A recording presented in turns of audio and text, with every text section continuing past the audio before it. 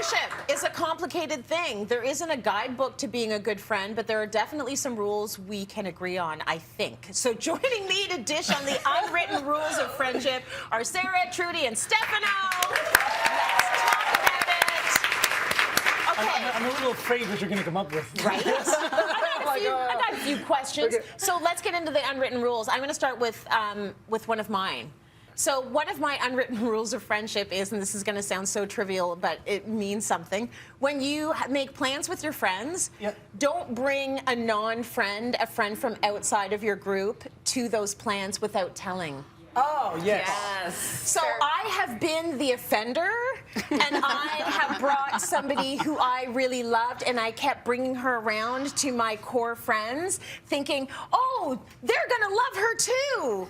They never did. So then it was awkward for all of us for probably a good year and a half before my friends were like, so you're going to keep bringing her? And I was like, no, this is not good for me or her or anybody. So no, I'll have a separate friendship with her, and then I have my core friends here. You just you gotta warn people. It's sort of like bringing your husband when you have a girls' date. Like, why would you do that? He's not supposed to be there. Okay, Sarah, do you have any unwritten rules? And by the way, I'm not always perfect at this, but I think it's good if someone doesn't ask for advice, maybe don't give advice. Like, do you know what I mean? Like, see, sometimes someone will ask for advice and then like have at it. But if someone is not asking for advice, I gave some advice recently to a friend about a relationship, and she was not looking for advice, and I will not do that again. Yeah. Trudy, how about you? I would say always celebrate your friends' successes, even if you're not in a place in life right now that you are happy in. Because sometimes a friend, you know, something great happens to them, they might get a promotion, they might get engaged, they might get pregnant, whatever it might be. And then because we're feeling that sadness in our own life, we can't be happy for that friend. But we have to remember that the energy we put out is the energy that we're going to get back. So if you still have that celebratory, happy energy, that's going to come back to you, and vice versa. That is the trade-off of friendship as well. And I think a lot there, I was, listening to a podcast the other day, and the podcaster was saying, I don't have deep female relationships. And then when they were talking about what it took to have these relationships, she actually was not willing to give what you need to give. So if you can't do that, the relationships are never going to go past the superficial. Exactly. It is work. It does mean discomfort. It does mean putting yourself out sometimes, because people put themselves out for you. It's a trade-off, right? Okay, Stefano, let's talk about the dudes. So you have a good crew of friends. I have a good crew of friends. Do you have like an unwritten rule of friendship? You know,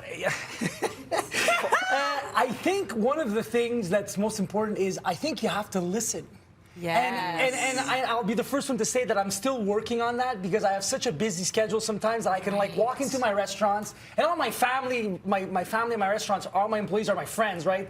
So I walk in and sometimes they're talking to me and I can walk out and I just forgot what they just said. Like, but sometimes your staff is telling you something, but there's something underneath what they're trying, there's like a hidden message, and sometimes you just have to stop and listen. I think that's really important, you know? And I'm still learning how to stop and listen. Good advice for all of us. It is. Because sometimes you're hearing something, you're like, oh, I should investigate that. Instead of, just going on. I like that one.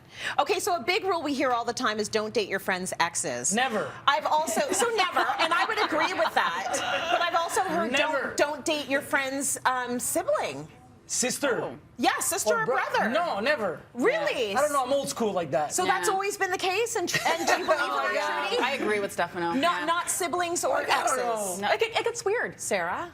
It's a little different in the queer community because it's a smaller community. So are there any, is anything off the table? What about exes? I would never date someone's sibling. And I've only dated a friend's ex sort of by accident because I didn't know it was an ex until after. So I feel like I'm off the hook for that. Okay, all right. But I don't think it's a good look as a general rule.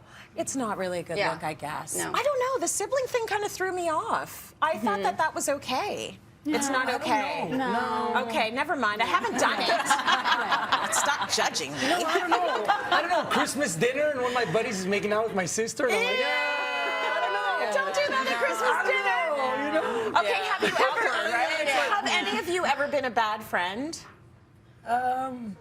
I'll go Probably. first. I have been a bad friend. I actually, so I have been dumped by a friend, and I have dumped a friend before. I've been on both sides of it. And one thing I don't think we talk about enough is platonic relationships. It's really emotional when they end. Yeah. We talk about romantic relationships all the time, but your friendships, Yeah. those are like they're grounding. They're the things that sort of keep you okay and going, right? Right. Yeah. So I was dumped by a friend because I was doing, Stefano, what you just said. I wasn't listening enough. I wasn't spending enough time. It was in a time in my life that was so busy, planning a wedding, doing this, career, and I didn't have the time to pour into the relationship that she needed. She called me up at work and she dumped me. I was like, oh my God, how do I fix this? And I couldn't fix it. So. But, and we were talking about this. We were talking about this earlier. I mean, like, I don't know if I'd want new friends in my life, you know, because I already have friends, and with a busy lifestyle, you have to take care of the friends that you have already. That's a job in its own. You know what I mean? And you know what? Nothing wrong with that. It's like you nurture them, and you're good. You're being taken care of and supported. Listen, thank you to all of you for weighing in on this. Thanks to our friends. Yeah. Yes. Yeah. Thank you, friends. Friends are Thank you. important.